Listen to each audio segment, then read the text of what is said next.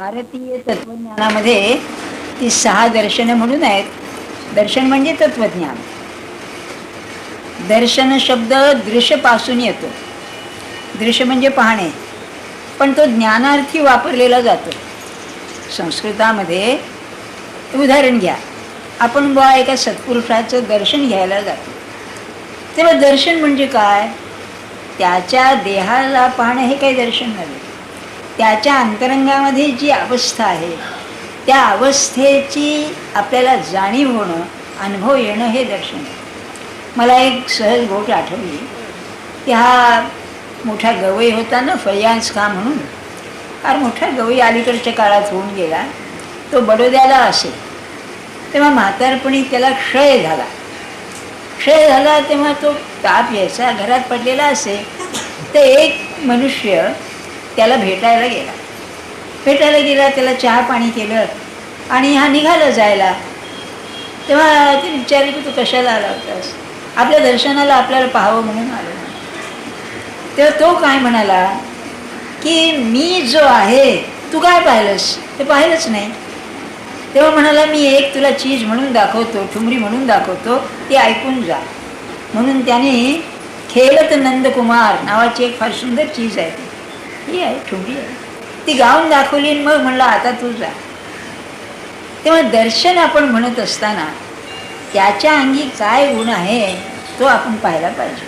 हे मी काय सांगतोय आपल्याला, ही जी भारतीय 6 दर्शनं आहे त्यामध्ये पूर्वमीमांसा असं एक दर्शन आहे. त्याच्यामध्ये कर्माचा विचार आहे. त्याच्यामध्ये 4 तऱ्हेची कर्म सांगितली आहेत: नित्य, नैमित्तिक, काम्य आणि निषिद्ध. हिंदू लॉ म्हणून जो आहे ना कायदा, तो सगळा याच्यावरती आधारलेला आहे, नित्यकर्म आहे. तर गुरुपौर्णिमेचा उत्सव हा 4 पैकी कोणत्या याच्यात येतो? वर्गात येतो. हा नैमित्तिक उत्सव आहे. म्हणजे नित्यकर्म कसं, रोज आरती पूजा हे चाललं नाही, हे नित्यकर्म आहे. पण वर्षातून एकदा आपण ही गुरुपौर्णिमा करतो, हे नैमित्तिक कार्य आहे. निमित्त म्हणजे काहीतरी कारण होतं आणि तेवढ्यापुरतं आपण ते करतो. काम्य आणि निषिद्ध प्रश्न. निषिद्ध म्हणजे की नाही अँटी एथिकल, जे अनैतिक कर्म आहे ते निषिद्ध आहे. पण काम्य कर्म सुद्धा, म्हणजे पहा एखादा नवस केला, ते अलीकडे नाही का ते गोंधळ झाला, पौर्णिमा करतात. मुलगा बा मॅट्रिकला नापास झाला आहे, त्याचा वर येऊ दे म्हणून मी 6 पौर्णिमा करीन, चालली गाडी सुरू. हे काम्य, ते काही हे नाही. मग हे काय आहे? नैमित्तिक. हे काय सांगतोय मी आपल्याला, खरं कर्माचं मर्म असेल तर जे नैमित्तिक कर्म आहे ते नित्यकर्म झालं पाहिजे. म्हणजे याचं उत्तम उदाहरण सांगतो आपल्याला. एक मुलगा आहे, तो एका परीक्षेला बसतोय आणि परीक्षेला बसतो म्हणजे मग 4 महिने परीक्षेला आहेत, तर मग ते नैमित्तिक कर्म आहे. परीक्षा झाली की संपला याचा अभ्यास. आणि खरोखरच असं होतं, विद्यार्थ्यांनी शेवटचा पेपर देऊन घरी आला की डोकं रिकामं सगळं, वेळ भानगडच नाही काही, नाही का? ते तसं नाही होता कामाचं. मग याचं काय व्हायला पाहिजे? जसं तो विद्यार्थी परीक्षा पास झाल्यानंतर जन्मभर त्या विषयाचा अभ्यास करतो, ते त्याचं नित्यकर्म होतं. तसं गुरुपौर्णिमा आपण जी करतो त्या गुरुपौर्णिमेचं नैमित्तिकपणे जाऊन ते नित्यकर्म व्हायला पाहिजे. म्हणजे हा उत्सवच जन्मभर व्हायला पाहिजे. काय याचा अर्थ काय हो? जन्मभर उत्सव म्हणजे उत्सवामध्ये जे मानसिक वातावरण निर्माण होतं ते वातावरण जन्मभर राहणं हा नित्यकर्म आहे. बरं, आता इथे काय होतं, इथे काय आणखी कुठे, आता 8 दिवस व्यवस्थित सगळं एक समूह मन तयार होतंय, ग्रुप माइंड. इतकं सुंदर असतंय की तुम्ही इथे येऊन बसला आणि त्या दिवसात जप केला, तंद्री लागून जाते. आणि शेवटच्या दिवशी इतकं गोंधळ घालतात की जे समूह मन झालेलं सगळं बॉम्ब होऊन जातो त्याचा. ते जाऊ द्या, तो तेही नैमित्तिकच आहे असं म्हणायला झालं आपलं त्याच्यावरती. बरं का, माणसाला कल्पना येत नाही, अरे आपण काय करतो, 8 दिवस काय केलं आणि हे करतो. एक कल्पना करा, हे किती पवित्र आहे, दिव्य आहे. इथे काही शृंगाराचा संबंध आहे का? पण पदर धरू नको सोड, हे आपलं तिथे म्हणायचं. हे किती विचित्र आहे. काय माणूस करतो त्याला काही कल्पनाच नाही. बरं का, पण त्यातून बाहेर पडू नये हेही सांगतो. कानात बोळे घालून ऐकावं. सांगण्याचा हेतू काय? बरं, मग हा पौर्णिमेला का असं नाही का? मग इतर नाही काय तिथी आहेत की ते पौर्णिमेला का? आपण हे ध्यानात ठेवा. आता आर्य त्या उत्तर ध्रुवापासून आले की नाही कोणास ठाऊक, भारी त्यात भानगडी आहे. पण भारतीयांचं सगळं नित्यकर्म, नैमित्तिक कर्म हे ज्योतिषावरती आधारलेलं आहे. तुम्ही पहा, तुमचे सगळे संस्कार, विवाह संस्कार घ्या, तुमचं श्राद्ध पक्ष घ्या, हे सगळे त्या ज्योतिषावर आधारलेले आहे. अजून सुद्धा मोठे मोठे व्यापारी ना अमावस्येला श्रद्धा करीत नाहीत. आणि गंमत अशी आहे, काही मोठी माणसं अमावस्येला जन्माला आलेली आहेत. नाना फडणीस नाही का, म्हणजे अमावस्येचा जन्म, केवढा मोठा पुरुष होऊन गेला. सांगण्याचा हेतू काय? मग हे काय आहे? पौर्णिमेलाच का? 8 दिवस पौर्णिमेला आहेत. त्याचं असं आहे की माणसाच्या कुंडलीमध्ये रवी आणि चंद्र यांना अतिशय महत्त्व आहे. रवी का? तर तो केंद्रित आहे, त्याच्या भोवती संबंध कुंडली आहे ना. तर कुंडली मांडताना पृथ्वीमध्ये आणि बाकीचे सूर्यग्रह, बाकीचे ग्रह बाजूला. चंद्राला काय महत्त्व आहे? चंद्राला असं महत्त्व आहे की चंद्राची रोजची जी गती असते ती मोजावी लागते. ती गती साधारण 9-10 डिग्रीपासून 14 डिग्रीपर्यंत असते. 14 डिग्री म्हणजे सर्वात जास्त. बरं, तुमच्या लक्षात येत आहे ना, ज्योतिषामध्ये कुंडली मांडली व अमक्या वेळेला जन्माला आला. आज चंद्राला गती काय आहे? सूर्याची गती फार नसते, 1 डिग्री जवळजवळ तो रोज जातो. पण चंद्राची गती 9-10 डिग्रीपासून 14 डिग्रीपर्यंत कमी जास्त होते. आणि अतिशय थोर कार्य करणारी जी माणसं असतात त्यांच्या कुंडलीमध्ये 13 ते 14, 14.5 गती असते. उत्तम उदाहरण म्हणजे महात्मा गांधी, लोकमान्य टिळक, ही 2 माणसं तुम्हाला सगळ्यांना माहिती आहे. यांच्या कुंडलीमध्ये गांधींच्या याला तर जास्त आणखी गती होती, चंद्राची 15-20 मिनिट जास्त गती होती. म्हणजे त्यांच्या आयुष्यामध्ये एवढी उलथापालथ होती की नाही, तो योगच असा. मग आता 8 दिवस पौर्णिमा होणार. पौर्णिमा म्हणजे काय? हा चंद्र सूर्याकडे जाणार, सूर्याचा प्रकाश त्याला अधिकाधिक मिळणार. चंद्र कोण आहे? चंद्रमा मनसो जातः. भारतीयांचं मत असं आहे की चंद्र हे माणसाचं मन आहे आणि सूर्य हा आत्मा आहे. वेदाचा मंत्र आहे सूर्य आत्मा जगतः तस्थुषुश्च. जे गतिमान आहे जगत म्हणजे, आणि जे स्थिर आहे या सगळ्याचा आत्मा असेल तर सूर्य आहे. आत्म्याला सूर्य म्हटलेलं आहे, चंद्र म्हटलेलं नाही, कारण चंद्र असा अस्थिर आहे. तर त्या चंद्राला सूर्याचा पूर्ण प्रकाश पौर्णिमेला मिळतो. म्हणून त्या प्रकाशाकडे 8 दिवस जायचं आहे आपल्याला. बरं, आणि त्यासाठी 8 दिवस उत्सव. नाही तर मग 15 दिवस का नाही, 3 दिवस का नाही, का 7 दिवस? त्याचा अर्थच असा की ती गती हळूहळू हळूहळू, मग ती गती येताना त्याला पीक आवर म्हणतात. हे मानसशास्त्रज्ञ आपल्या नाही का सकाळी तुम्ही 10 वाजता या बरं का, आणि त्या गाडीला गर्दी काय, पीक आवर म्हणतात ना. तसं 7 दिवसामध्ये त्या चंद्राची गती आपण जी सुरुवात केलेली आहे भजनाने, ती पूर्णतेला जाते जणू काय. म्हणून त्याला महत्व आहे जास्त. बरं, मग काय होतं की आत्मस्वरूपाचा जो प्रकाश आहे तो प्रकाश जास्तीत जास्त पौर्णिमेला मिळतो, म्हणून ती गुरुपौर्णिमा. बरं, ही पार्श्वभूमी आहे. आणि ते नित्यकर्म झालं पाहिजे. नित्यकर्म म्हणजे माझं मन त्या पौर्णिमेला जसा सूर्याचा पूर्ण प्रकाश घेतं तसं जन्मभर मला माझ्या गुरुचं किंवा आत्म्याचं अनुसंधान राहिलं पाहिजे. सत्पुरुषाजवळ काय असतं आणखी? भगवंताच्या अनुसंधानाशिवाय तो वेळ राहू शकत नाही, हे त्याच्याजवळ असतं. ते आपल्याला शिकायचं आहे. नाही तर काय होतं बघा, महाराज एक उत्तम उदाहरण देत. एक म्हणाले यजमान होते, ते आपल्या बापाचं श्राद्ध करीत होते. भटजी एक विद्वान होते, ते मंत्र सांगत होते. तेव्हा ते अंगठ्याने पाणी द्यायचं बोलायला लागले. तर म्हणलं भटजी अंगठा करायचा असा, म्हणजे कसं पाणी द्यावं ते अंगठा करायचा. पाणी बाप आपला हा द्यायचा, जो यजमान होता तो पाणी द्यायचा. आपलं होतंय कसं, तो भटजी जसा नुसता अंगठा दाखवतो पाणी देत नाही, तशी उपासना आपली होते. बरं, डिसिप्लिन, बाकीची शिस्त उत्तम.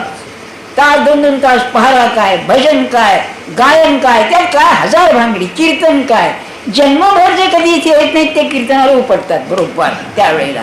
अरे तुम्ही बाकीचं काय करता, करू नये असं नाही, आपण काय करतो आणि कसं होतं याचा विचार करा.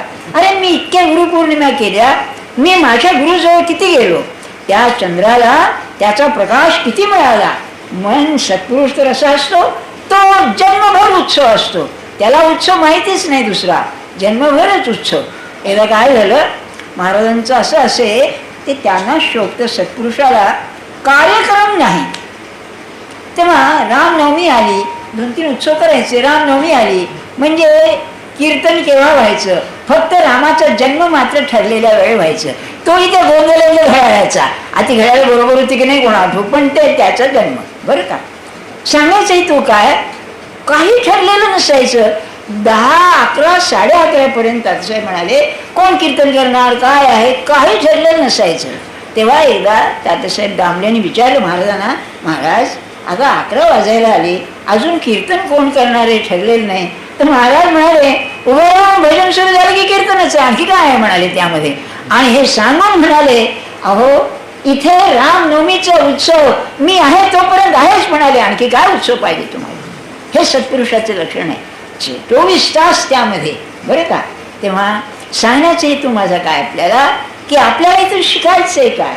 नाही तर तुम्ही विचार करा, तुम्ही सगळे अलीकडे शिकलेले लोक आहात, किती श्रम, किती द्रव्य खर्च, म्हणजे मी द्रव्य पैसाही म्हणत नाही, पण किती वेळ खर्च, गैरसोय किती. आता काही लोक इथून यायला जाणार ऑफिसला, ती गाडी धड मिळते का नाही, चढायला मिळते का नाही, हे कशा करता करायचं.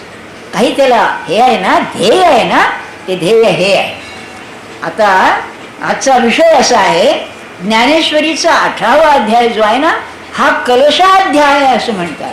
कलश म्हणजे ते जे वर हे असतं ना कळश, त्याला कलश म्हणतात. कलश ठेवला की मंदिर पूर्ण झालं.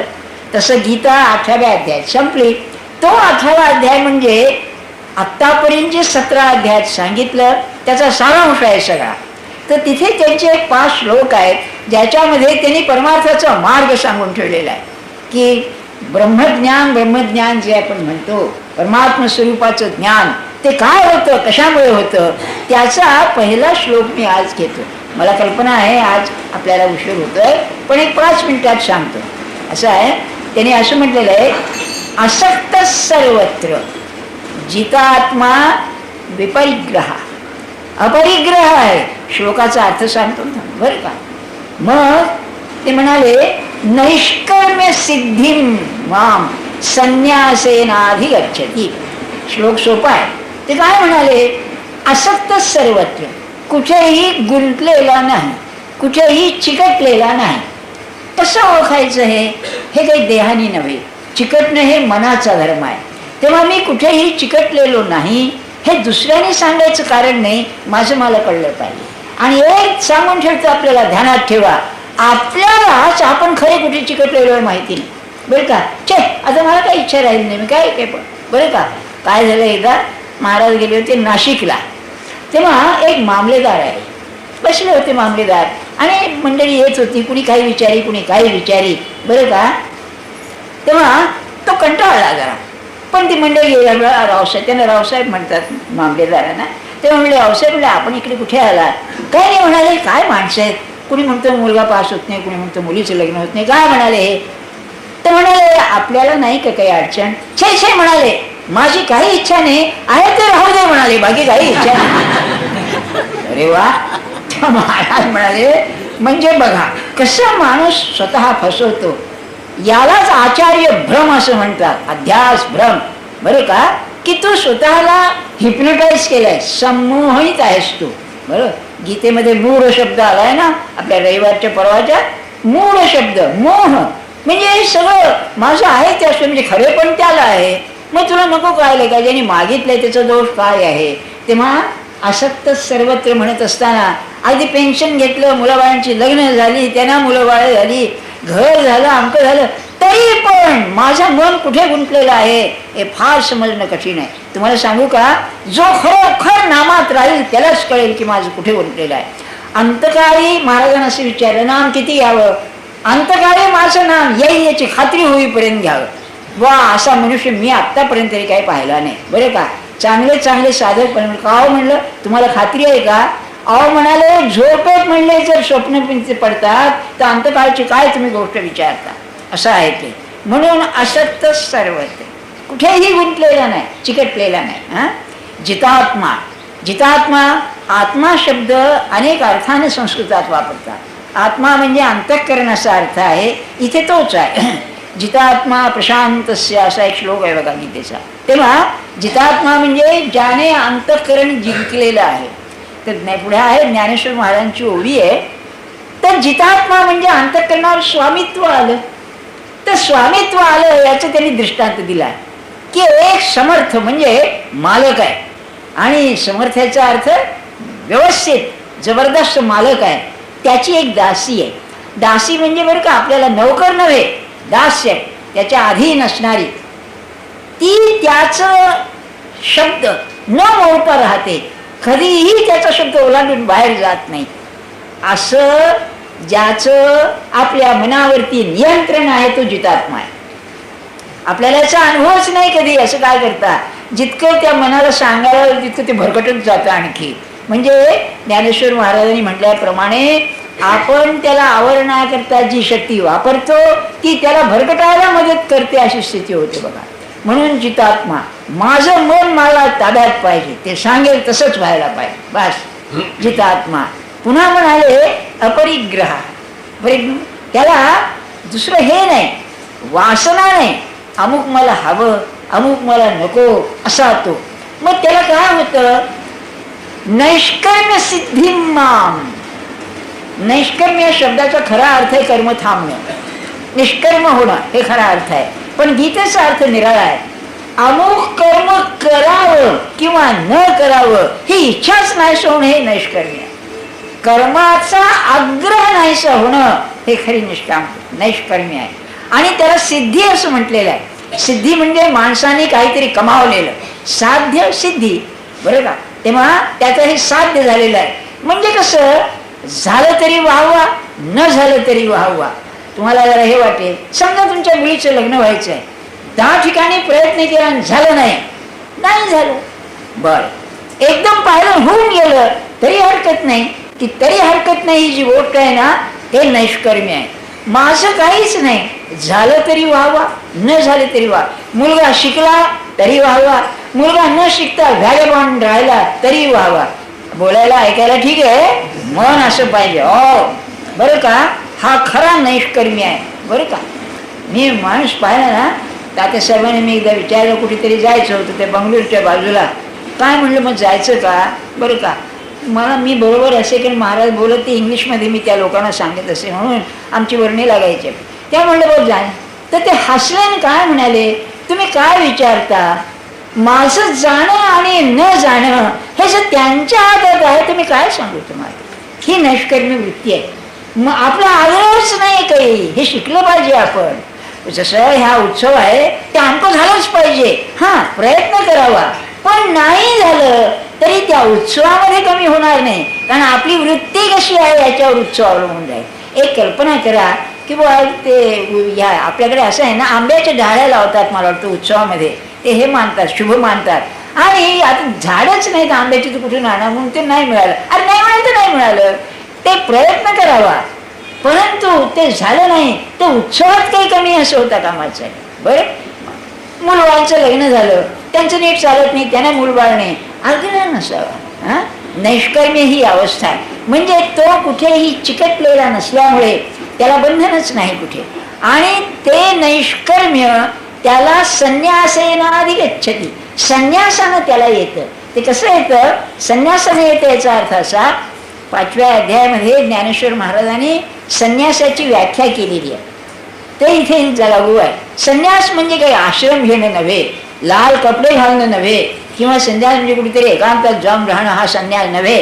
त्याने काय म्हटलेलं आहे, मी माझे ऐशी आठवण. काय ज्ञानेश्वर महाराजांचं आहे बघा. मला नेहमी असं वाटतं, अरिस्टॉटल काय म्हणे, definition is the beginning and end of knowledge.